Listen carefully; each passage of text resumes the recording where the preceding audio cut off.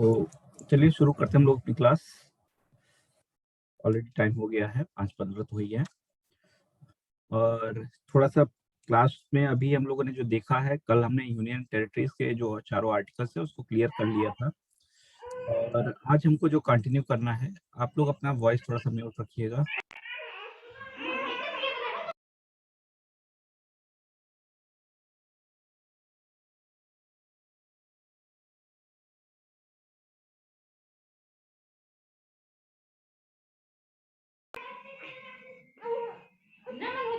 Voice mute रखिए, आप लोग, नहीं डिस्टर्ब होगा।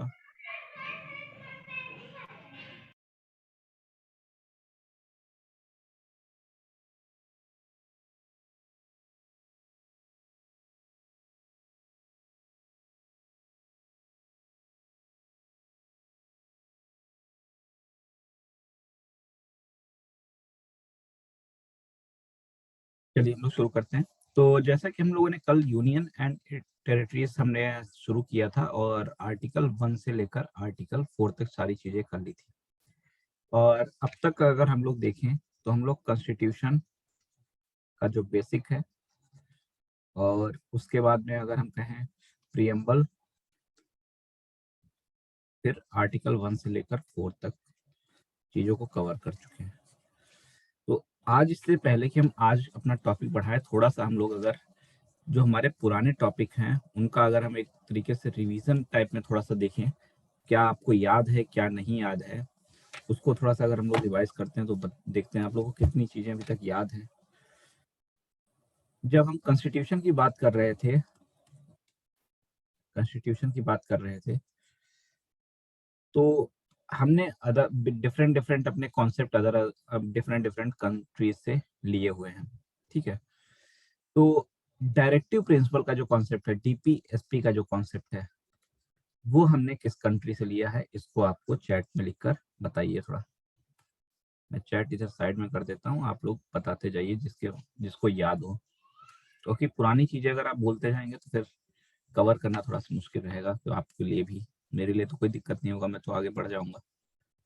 डीपीएसपी का जो हमारा प्रिंसिपल था, हमने कहाँ से लिया था, और फंडामेंटल राइट्स का हमने प्रिंसिपल जो लिया हुआ है, मूल अधिकारों का जो प्रिंसिपल लिया है, वो कहाँ से लिया है, ये दो चीज थोड़ा सा बताइए। और फंडामेंटल ड्यूटीज भी इसी में ऐड कर देते हैं।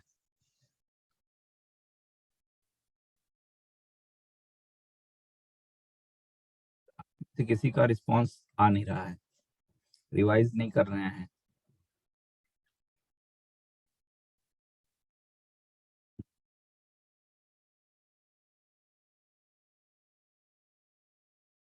देखिए, मैं बहुत फ्रैंकली बोलता हूँ कि आप लोग क्लास तो जैसे कर रहे हैं अभी, आप लोग को कोई मतलब यहाँ पर एकदम आराम से आ रहे हैं, क्लास कर ले रहे हैं, लेकिन तैयारी इस तरीके से नहीं होती। तैयारी में आपको, अगर आप सही में सीरियस हैं, सिर्फ एज अ ट्रायल आप नहीं देख रहे हैं, तो आपको सारी चीजों को जो दिन में पढ़ाई जा रही है उसको उसी दिन आपको पढ़ना पड़ेगा, उसको रिवाइज करना पड़ेगा।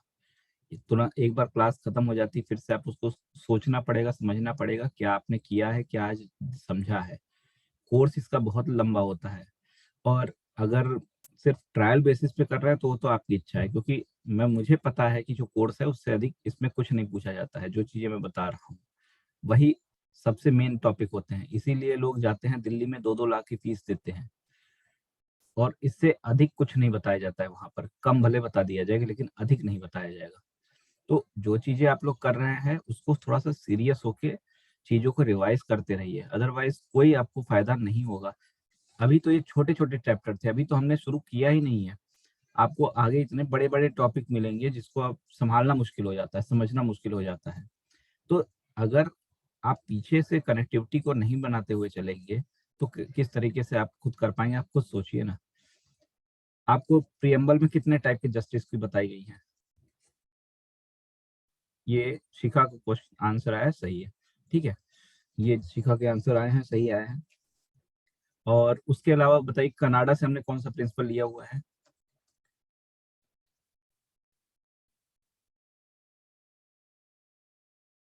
कनाडा से हमने कौन सा प्रिंसिपल लिया है, और जस्टिस हमको प्रियम्बल में कितने टाइप की है।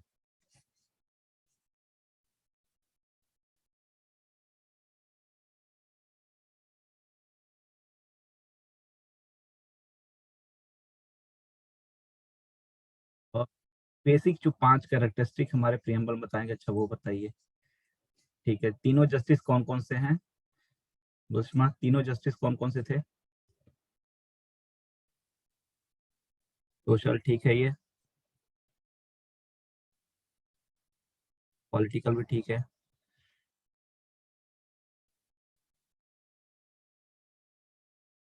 इकोनॉमिक ठीक है।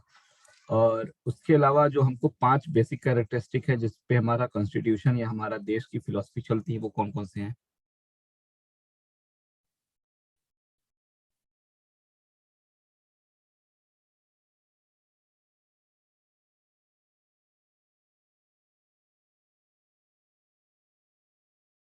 सॉवरेन ठीक है, एक सेकुलर, ये भी ठीक है।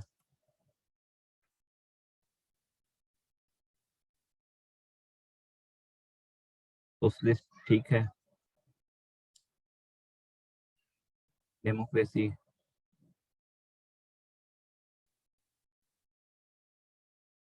रिपब्लिक ठीक है। अब रिपब्लिक का मतलब क्या होता है, ये थोड़ा बताइए। रिपब्लिक का मीनिंग क्या होता है?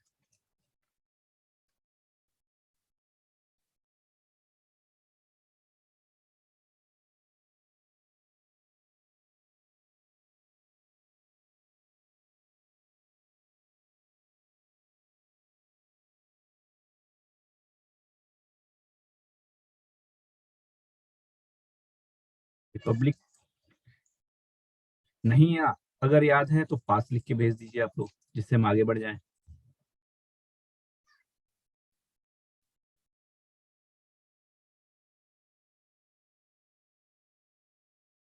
नहीं याद आ रहा है तो पास लिख दीजिए। अच्छा, आर्टिकल 3 के अकॉर्डिंग, ठीक है, रिपब्लिक मींस पावर पीपल के पास होती है। ये थोड़ा सा एग्जैक्ट नहीं है शिखा।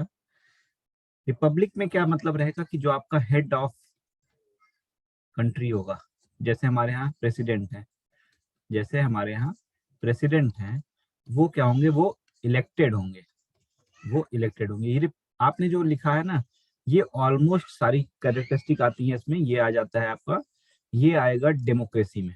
ठीक है, रिपब्लिक में हमारा आता है कि जो हमारा हेड ऑफ कंट्री होता है वो इलेक्टेड होगा, जैसे हमारे यहाँ प्रेसिडेंट होंगे, उनका हमेशा चुनाव होता है, वो कोई उनका पोस्ट जेनेटिक नहीं रहेगा कि हाँ ये किसी प्रजाति किसी जाति का स्पेसिफिक फिक्स नहीं रहेगा।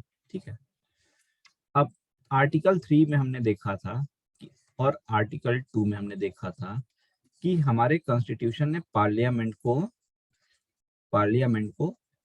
कुछ शक्तियां दी हैं, कुछ पावर्स दिए गए हैं, और ये पावर उन्होंने दिए हैं नए स्टेट्स को बनाने के लिए, नए स्टेट्स को बनाने के लिए। तो किस आर्टिकल में हमको एकदम ब्रांड न्यू स्टेट बनाने की बात कही गई है, और किस आर्टिकल में हमको डिवीजन की बात की गई है?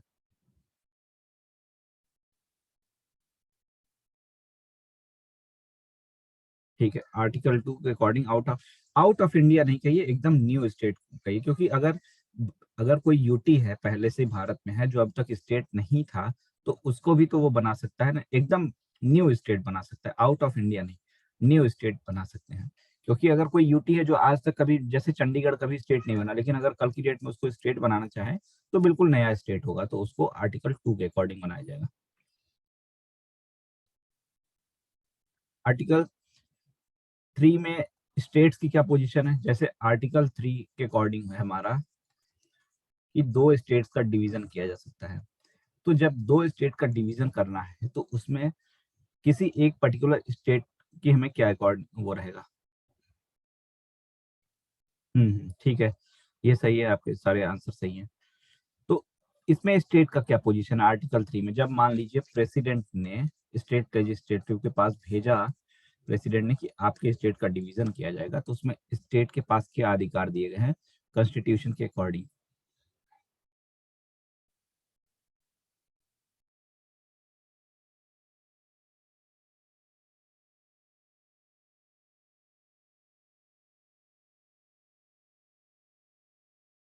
यस और नो कह सकते हैं, लेकिन उनकी यस और नो को माना जाएगा या नहीं माना जाएगा? इसमें आप कहेंगे कि वो अपना ओपिनियन दे सकते हैं, वो अपने विचार रख सकते हैं, वो अपना ओपिनियन दे सकते हैं, ठीक है, वो अपना ओपिनियन दे सकते हैं। लास्ट जो डिसीजन होगा वो प्रेसिडेंट अपना लेंगे। चलिए, ये सारी बातें तो हमने कर ली है। थोड़ा बहुत इन सब चीजों को इस तरीके से आप रिवाइज करते रहा करिए, और जब आप रिवाइज करेंगे तभी आपको कनेक्टिविटी भी मिलेगी डेली के डेली में।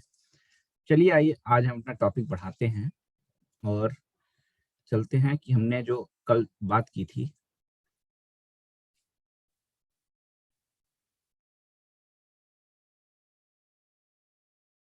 कल हमने जो अपनी बात को छोड़ा था वो इस पे छोड़ा था कि जब स्टेट्स का फॉर्मेशन की बारी आई तो कुछ लोगों की मांग हुआ करती थी कि एक भाषा एक राज्य हो, one language one state, one language one state. और कुछ लोगों की मांग थी कि जो प्रशासन है उसकी, प्रशासन में एकदम से एक तरह से एक रूपता रहे, एडमिनिस्ट्रेशन अच्छे से चले, उसके अकॉर्डिंग आप करिए स्टेट्स का डिवीजन। तो इस संबंध में 3 समितियां बनकर आती हैं।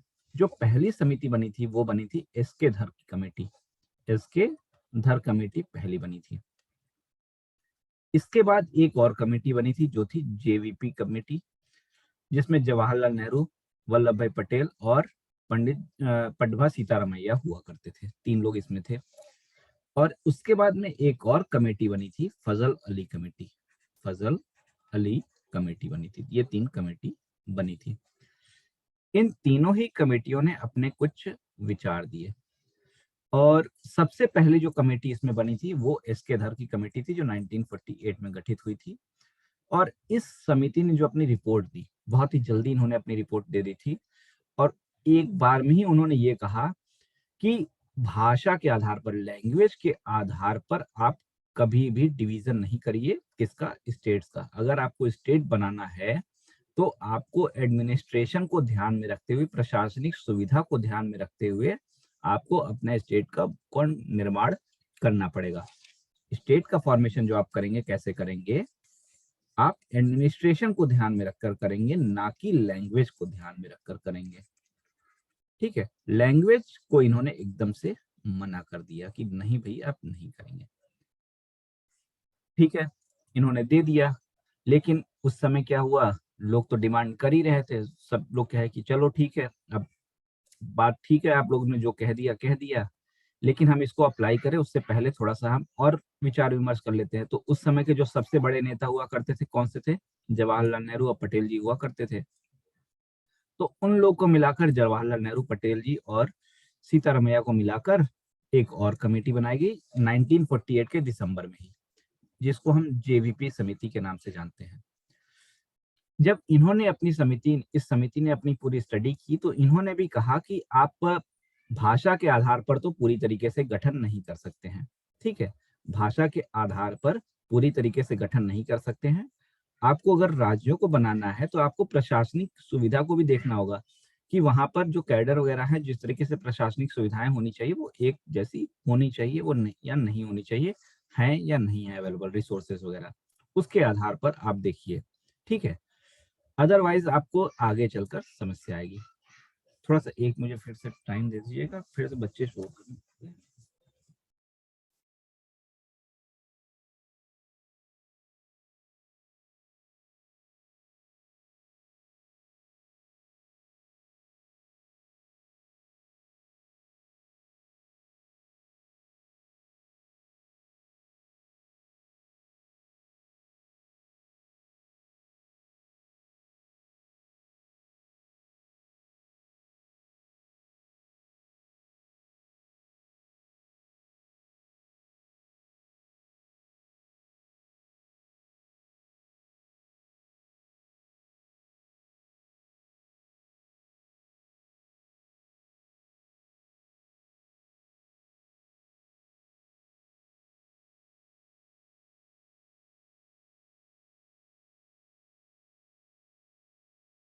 थोड़ा सा, चलिए। तो इन्होंने भी क्या कहा कि लैंग्वेज के आधार पर आप डिवीजन नहीं करिए। लेकिन जब इन्होंने रिपोर्ट दी उसके बाद में आंध्र प्रदेश में काफी ज्यादा विरोध फैल गया, और वहां पर एक आंदोलन करता थे जिनका नाम था श्री रामलू। क्या नाम था? श्री रामलू।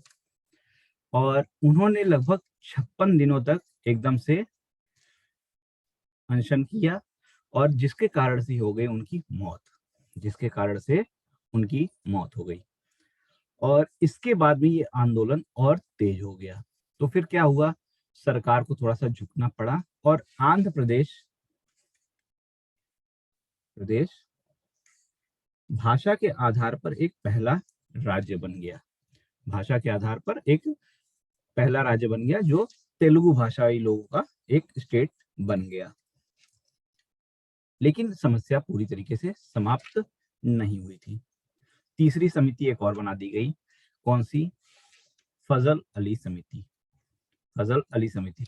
आंध्र प्रदेश का गठन 1953 में कर दिया गया। उसके बाद में एक फजल अली समिति बनाई गई। इन्होंने थोड़ा सा टाइम लिया और बहुत ही बारीकी से चीजों को देखा, और इन्होंने भी कहा कि एक भाषा एक राज्य तो आप भारत में नहीं चला सकते। अगर आपने एक भाषा एक राज्य को चलाया, वन लैंग्वेज वन स्टेट को चलाया, तो आपकी जो रिसोर्सेज हैं, जो भी आपकी मतलब भारत की जो डाइवर्सिटी है, भारत की में जो आप पुराने समय से हमारी जो सर्वधर्म समभाव की एक नीति चली आ रही है कि हमारे यहाँ विभिन्नता में एकता है, और जो हमारे यहाँ रिसोर्सेज का जो बंटवारा है वो बहुत ही अच्छे तरीके से नहीं हो सकता है, और ना ही हम प्रशासनिक सुविधाओं को एक अच्छे तरीके से दे सकते हैं।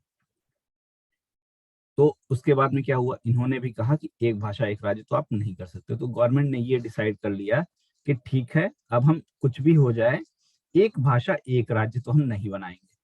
लेकिन उन्होंने क्या किया कि जो एडमिनिस्ट्रेशन पॉइंट ऑफ व्यू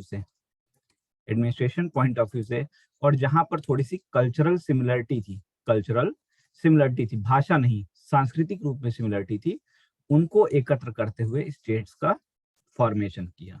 उनको एकत्र करते हुए कल्चरल डाइवर्सिटी को देखते हुए उन्होंने एक प्रशासनिक सुविधाओं को और भाषाई और सांस्कृतिक एकता को देखते हुए उन्होंने सिर्फ लैंग्वेज को कंसिडर नहीं किया, और पब्लिक वेलफेयर, प्रशासनिक सुविधा, इन सब को देखते हुए एक पॉलिसी बनाई, और उसके आधार पर राज्यों का निर्माण किया। अब ये कौन कौन से राज्य कब कब बने हैं उनको भी कई बार पूछा जाता है, उनको हम देखते हैं थोड़ा। आयोग का गठन हुआ था 1948 में। इन्होंने दिसंबर में अपनी रिपोर्ट दी। इन्होंने क्या कहा था? एडमिनिस्ट्रेशन, लैंग्वेज को मना कर दिया, एडमिनिस्ट्रेशन कहा। जेवीपी की गठन 1948 दिसंबर में हुआ। इसका आने के बाद इन्होंने भी एडमिनिस्ट्रेशन को ही कहा, इन्होंने भी एडमिनिस्ट्रेशन को ही कहा, और इन्होंने भी लैंग्वेज को मना कर दिया। उसके बाद में आंध्र प्रदेश का गठन हो जाता है। जब वहां पर विरोध बहुत ज्यादा हुआ, श्री रामुलु की मौत हो गई। दिसंबर में एक समिति बनती है 1953 में, और इन्होंने 1955 में अपनी रिपोर्ट दी। इन्होंने अपनी रिपोर्ट में कहा कि आप टोटल 16 स्टेट्स बनाइए और 3 यूटीज बनाइए।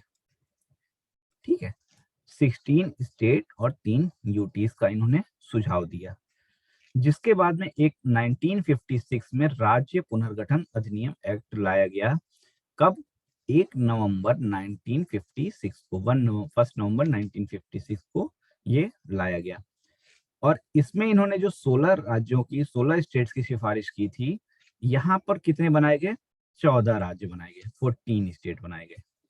ठीक है, 14 स्टेट बनाए गए।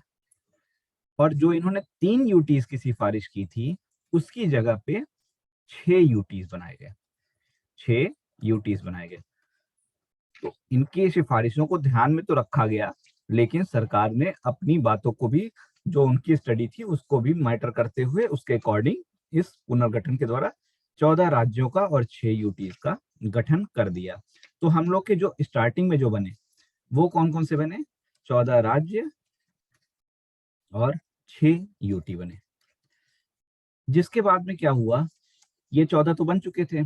फिर 1960 में ये सब कब बन गया था? 1956 में। 1960 में बम्बई जो हुआ करता था, जिसमें महाराष्ट्र और गुजरात दो शामिल थे। ये पहले 14 में जो थे उसमें बंबई नाम से था, जिसमें महाराष्ट्र और गुजरात दो स्टेट्स थे। इस महाराष्ट्र और गुजरात को अलग कर दिया गया और गुजरात को एक गुजराती भाषी वाले जो थे उनको एक अलग स्टेट बना दिया गया और महाराष्ट्र को जो था वो एक अलग स्टेट बना दिया गया। तो जो 14 स्टेट थे वो अब कितने बन गए? 15 स्टेट हुए गए। और 15वां स्टेट हमारा कौन सा बना? गुजरात बना। और गुजरात अलग किससे हुआ था, महाराष्ट्र से या बंबई से? तो बंबई से हुआ था। महाराष्ट्र तो एक, गुजरात और बंबई नाम से दो, गुजरात और महाराष्ट्र नाम से दो नए स्टेट आए अस्तित्व में। ठीक है, तो ये बन गए 15 स्टेट अब हो गए। फिर क्या हुआ? नागालैंड 1963 में, सीक्वेंस भी आपको याद रखना है, कब?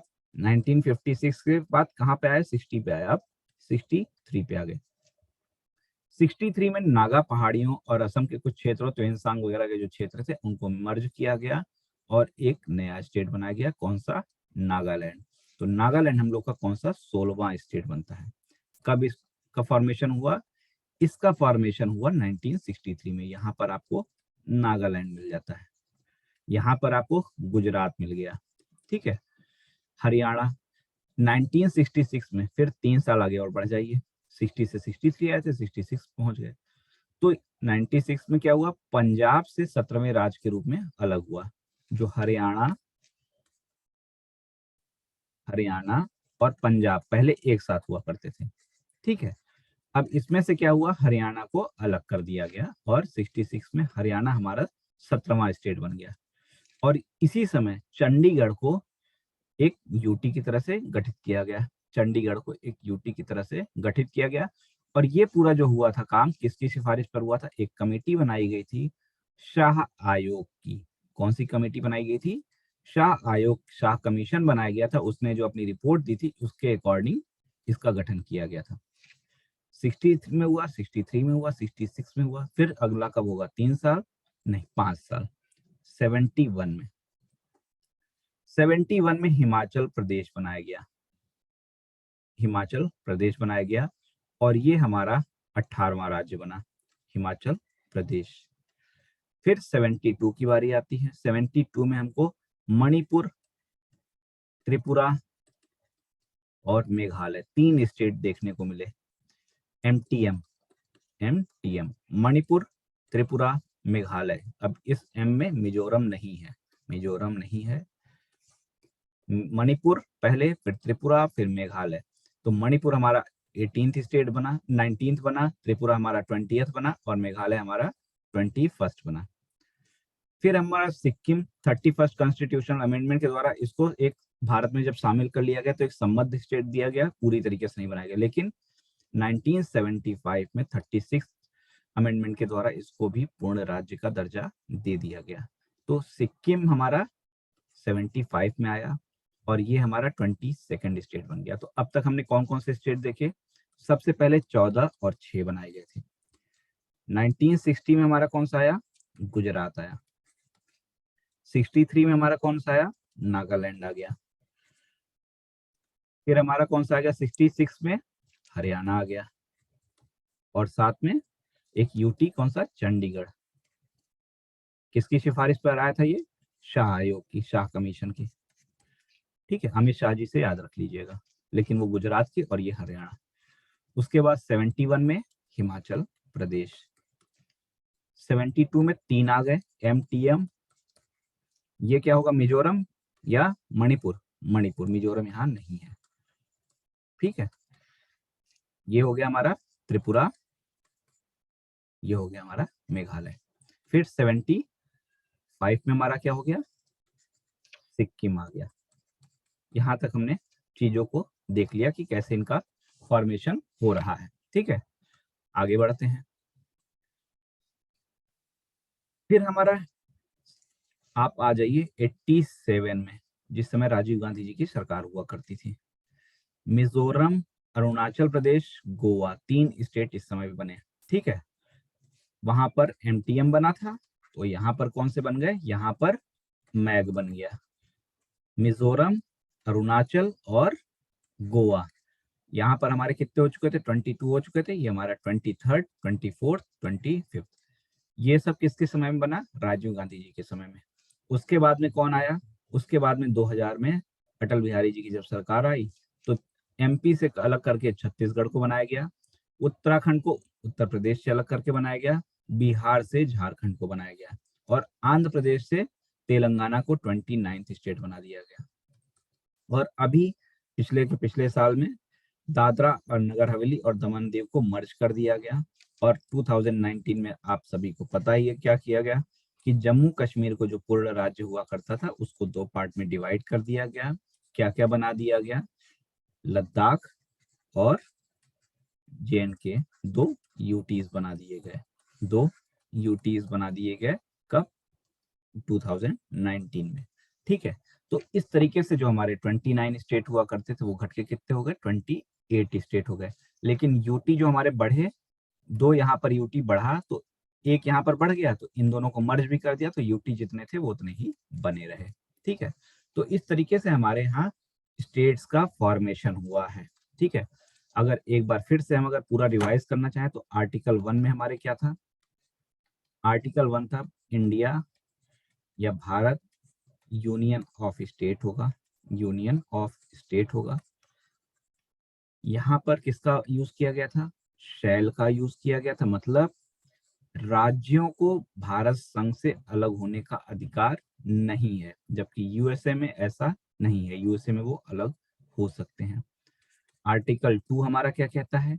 आर्टिकल 2 पार्लियामेंट को ये पावर देता है, पार्लियामेंट को ये पावर देता है कि वो नए स्टेट का गठन कर सके, और ये नया स्टेट एकदम से नया होना चाहिए।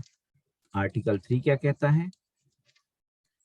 जो एग्जिस्टिंग स्टेट है उसका डिवीजन किया जा सकता है, उसका नेम चेंज किया जा सकता है। और ये सारी पावर जो है किसको दी गई है? ये सारी पावर दी गई है किसको? पार्लियामेंट को दी गई है। और आर्टिकल 4 क्या कहता है? आर्टिकल 4 कहता है आर्टिकल 2 और 3 के द्वारा जो चेंजेस किए जाएंगे वो 368 के अकॉर्डिंग कॉन्स्टिट्यूशनल अमेंडमेंट उसको नहीं माना जाएगा। 3 का प्रोसेस हमने क्या देखा था? प्रेसिडेंट काउंसिल ऑफ मिनिस्टर की सलाह से क्या करता है? स्टेट लेजिस्लेचर को भेजता है, सेट टाइम लिमिट में उसको रिस्पॉन्स देना है। अगर रिस्पॉन्स दिया तो ठीक है, नहीं दिया तो एक्सेप्ट मान लिया जाएगा। नहीं में रिस्पॉन्स देता है तो प्रेसिडेंट उसको मानने के लिए बिल्कुल भी बाध्य नहीं है। प्रेसिडेंट अपने अकॉर्डिंग उसको लोकसभा या राज्यसभा जहां उनकी इच्छा हो भेज सकते हैं, लोकसभा राज्यसभा कहीं पे भी भेज सकते हैं। यहाँ पर सिंपल मेजोरिटी से उसको पास करना होगा एक स्टेट के डिवीजन के लिए। ठीक है, तो मान लीजिए कल की डेट में अगर जम्मू कश्मीर को फिर से राज्य बनाना है, जम्मू कश्मीर को फिर से राज्य बनाना है, तो क्या सेंटर को स्पेशल मेजोरिटी से पास कराना पड़ेगा अपने प्रस्ताव को, बिल को, या फिर सिंपल मेजोरिटी से कराना पड़ेगा? बताइए। कॉन्स्टिट्यूशन अगर नेक्स्ट में आगे चलकर जम्मू कश्मीर को सरकार पूर्ण राज्य बनाना चाहती है फिर से, तो क्या करना होगा उसे? क्या उसको कॉन्स्टिट्यूशनल अमेंडमेंट करने की आवश्यकता है या नहीं है? चैट में आप लोग रिस्पॉन्स दे सकते हैं।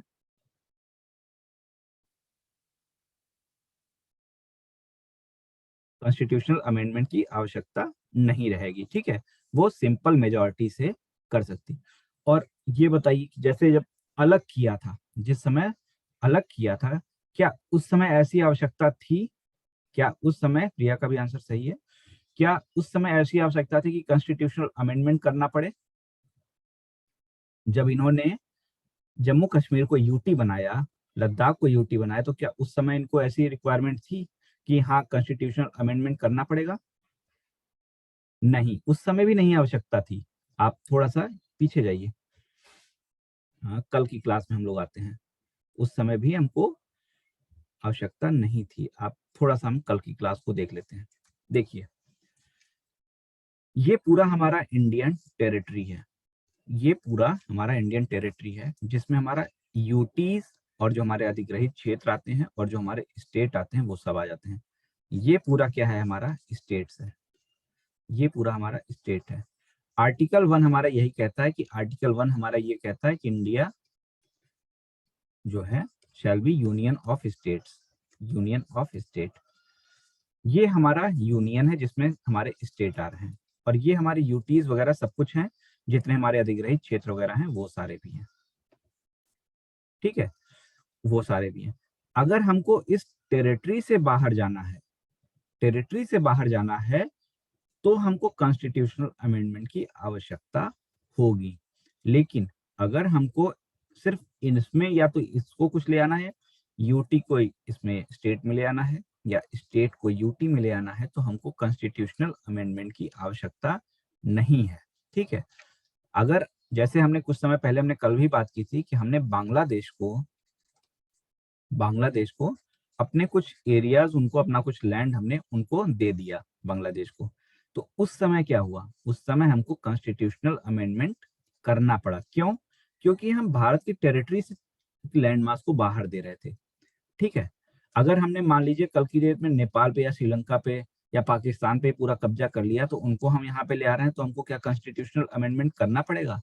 हाँ, करना पड़ेगा, करना पड़ेगा। लेकिन जो हमारे एग्जिस्टिंग स्टेट हैं, जो एग्जिस्टिंग यूटी हैं, उनके बीच में अगर हम लेन देन कर रहे हैं, तो हमको कॉन्स्टिट्यूशनल अमेंडमेंट की आवश्यकता नहीं रहेगी।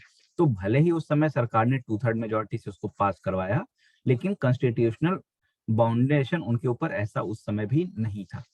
जो एग्जिस्टिंग स्टेट और यूटीज हैं, उनके बीच में अगर आपको चेंजेस करने हैं, तो आपको किसी भी संविधान संशोधन की आवश्यकता नहीं रहेगी। ठीक है, अभी क्लियर है?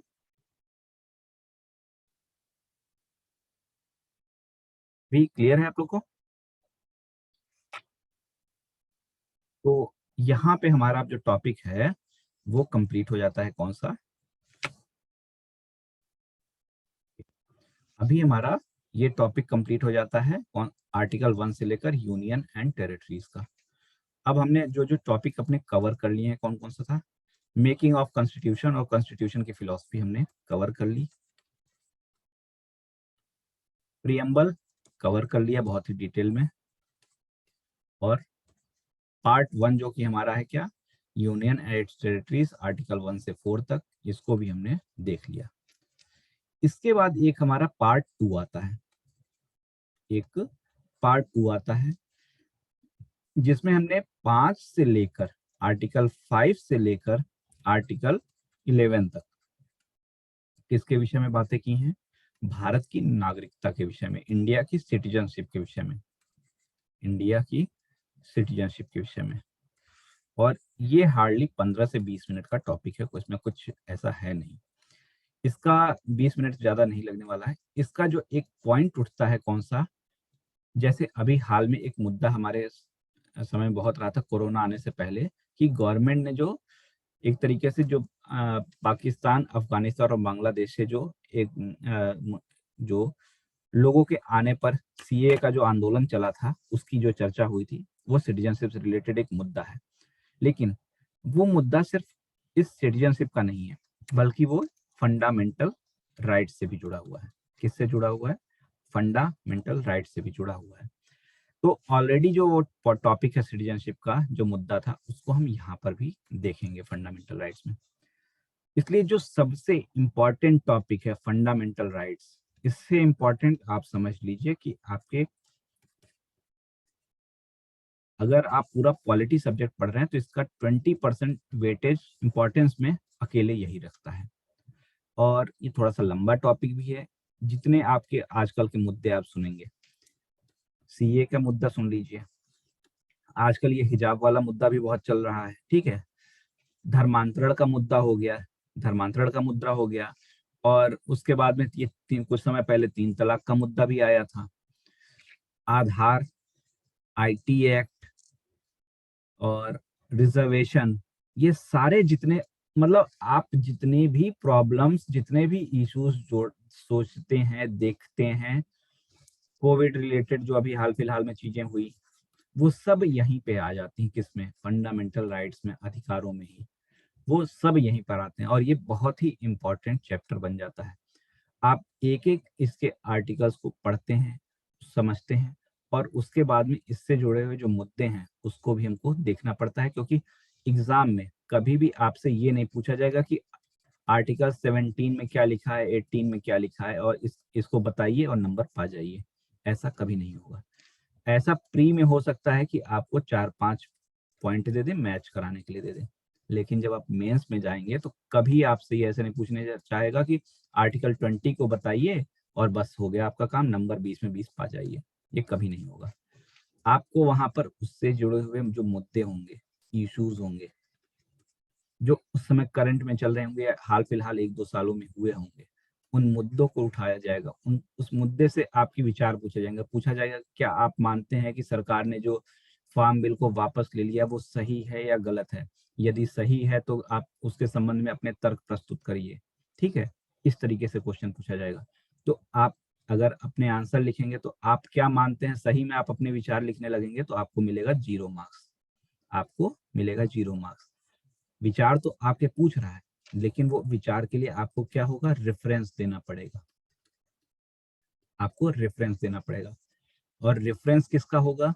एक तो सुप्रीम कोर्ट का होगा और दूसरा होगा कॉन्स्टिट्यूशन का।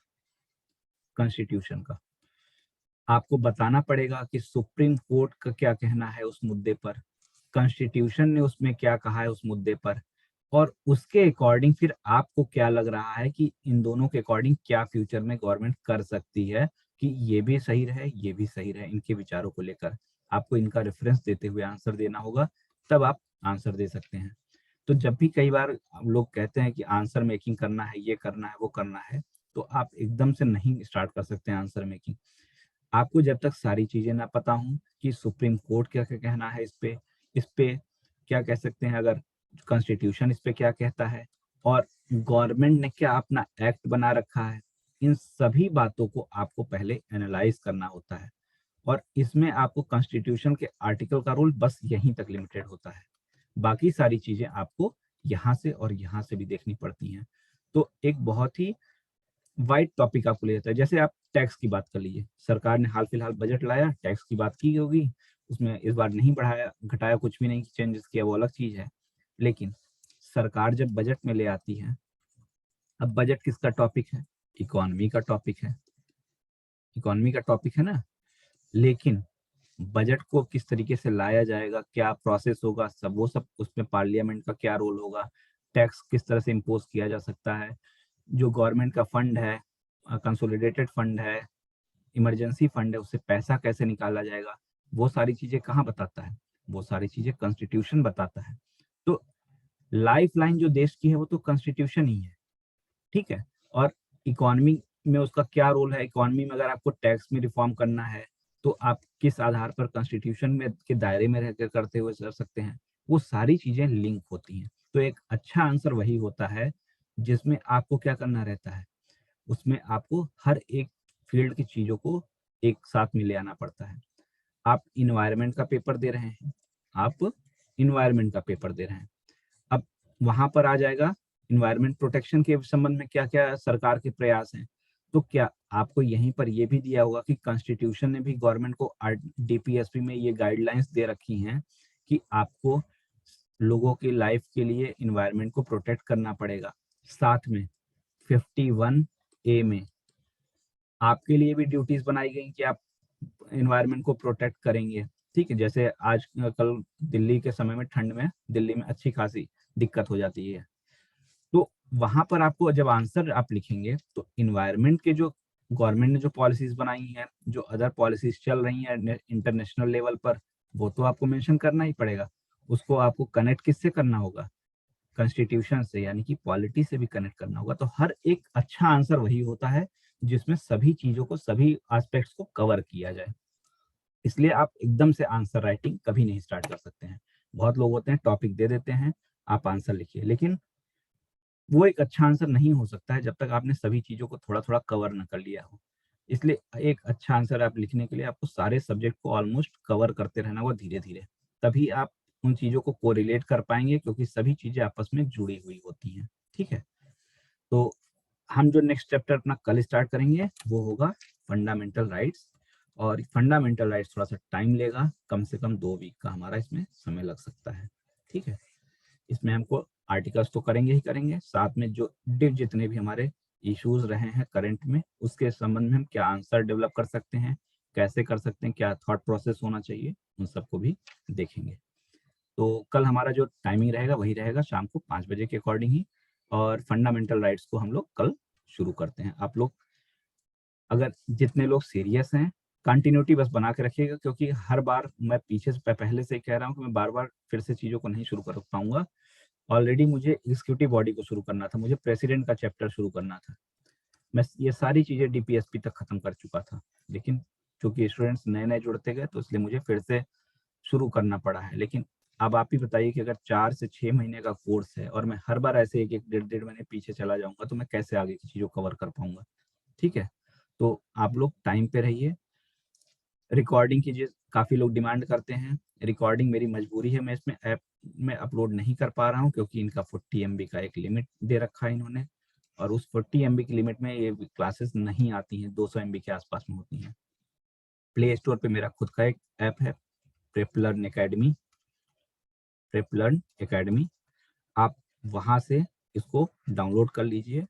वहाँ पर ये सारे वीडियोस तो आपको मिलते ही मिलते हैं, मिल जाएंगे, साथ में और भी जो मैंने अदर जगहों पे जो मैं लेक्चर लेता हूँ उसको भी मैं अपलोड कर देता हूँ। ठीक है, उसके बाद में यहाँ पर आप इस पे आपको और भी चीज़ें मिल जाएंगी, जैसे आपको डेली का द हिंदू और इंडियन एक्सप्रेस न्यूज़पेपर भी आपको मिलेगा। और जैसे आप अक्सर आपने सुना होगा, किसकी बात सुनी होगी, कुरुक्षेत्र मैगजीन और योजना मैगजीन, ये जाती हैं, ये जो मैगजीन आती है इसमें अदर अदर जो लेखक वगैरह होते हैं उनके कंटेंट दिए जाते हैं, कि आप जिनका आप यूज कर सकते हैं मेंस की आंसर राइटिंग में या एसे राइटिंग में, तो इनका मैं स्टडी करता हूँ। हाँ, विश्वनाथ बोलिए, आप चैट में भेज सकते हैं, भेजिए। एक्चुअली वॉइस तो मैंने म्यूट कर दिया था, क्योंकि काफी लोग पीछे से डिस्टरबेंस आ रही थी, तो क्लास लेने में दिक्कत हो रही थी।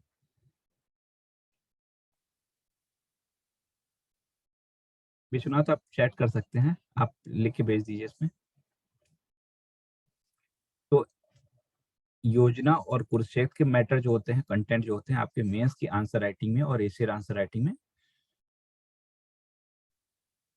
ये प्रेप लर्न में जैसे पेड फोल्डर्स की जो आप बात कर रहे हैं, वो मेरा जो उसका पर्पस है उसको मैंने स्टार्ट किया, उसका वो पूरी तरीके से फ्री है। उसमें सिर्फ मंथली चार्जेस 100 रुपीज के हैं, उसमें सिर्फ मंथली चार्जेस 100 रुपीज के हैं, जो उसको ऐप को मेंटेन करने के चार्जेस मुझे देने पड़ते हैं। बाकी वो पूरी तरीके से उसके कंटेंट कोई भी देख सकता है, कोई भी डाउनलोड कर सकता है। लेकिन उसमें एक ये लिमिटेशन है कि जो अगर आपने 100 का जैसे मंथली का पेमेंट नहीं किया हुआ है, तो वो 1 मंथ के बाद अलाउ दोबारा नहीं करता है। 1 मंथ तक तो आपको देखने देता है, उसके बाद फिर नहीं अलाउ करता है। बाकी उसमें आपको सिर्फ 100 रुपीज मंथली पे करने रहते हैं, बाकी और उसमें कोई भी पेमेंट नहीं है। ठीक है, जब तक आपकी इच्छा उसको आप देख सकते हैं 100 का पेमेंट करके, बाकी नहीं देखने हैं नहीं दे सकते हैं। लेकिन अगर आप टोटल अगर आप देखने जाएंगे तो द हिंदू और इंडियन एक्सप्रेस, इन दोनों का ही अलग अलग जो सब्सक्रिप्शन होता है, यही 2-2 हजार का आता है साल भर का, या और मंथली भी अगर देखें तो ज़्यादा ही होता है। तो ये दोनों न्यूज़पेपर आपको मिलते हैं। योजना कुरुक्षेत्र के मेंस के और ऐसे के जो कंटेंट होते हैं, ये पूरा हैंड रिटन में अवेलेबल करा देता हूँ मैं। गवर्नमेंट स्कीम भी हैंड रिटन में वहाँ पे अवेलेबल करा देता हूँ। और जो करंट अफेयर्स है, ऑलमोस्ट 10-12 डेज के एक साथ में मैं उसको रिटर्न हैंड रिटन उसको भी अवेलेबल कराता हूँ। तो वो आपकी इच्छा है, उसको आप देखना चाहें ना देखना चाहें, एटलीस्ट लेकिन रिवीजन पॉइंट से 1 महीने तक तो आप देख ही सकते हैं।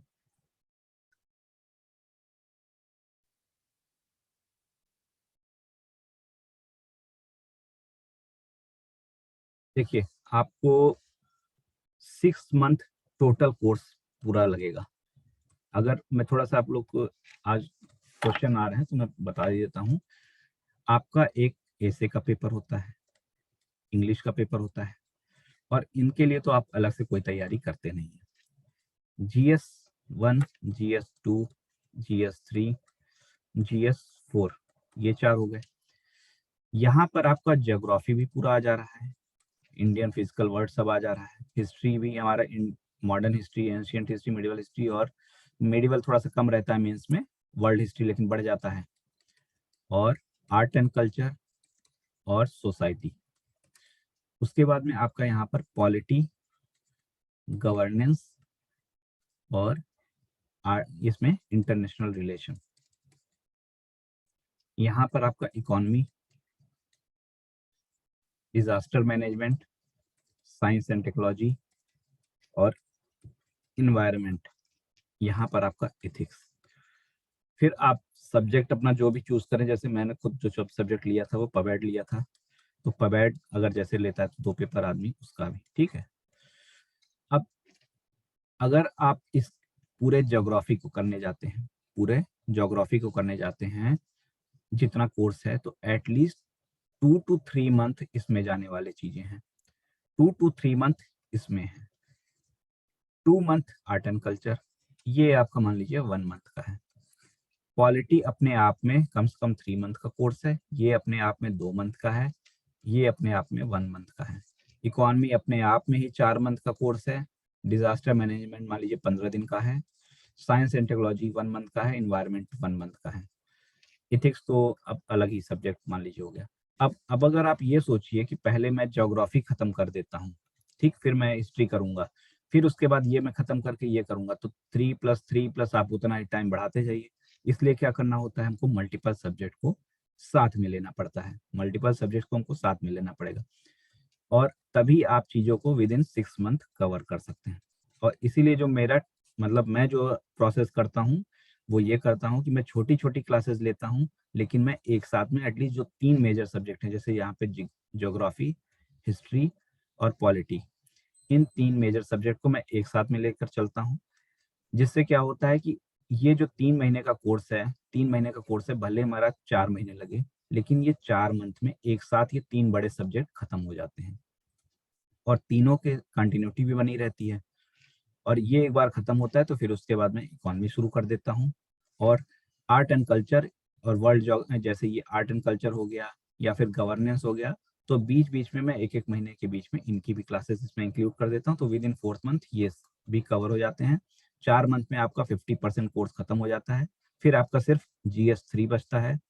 GS3 जब एक साथ शुरू किया जाएगा तो ये पूरा का पूरा इसमें भी 2 मंथ में हो जाता है। तो ये इतना तो 6 मंथ में आपका कोर्स कवर हो जाता है।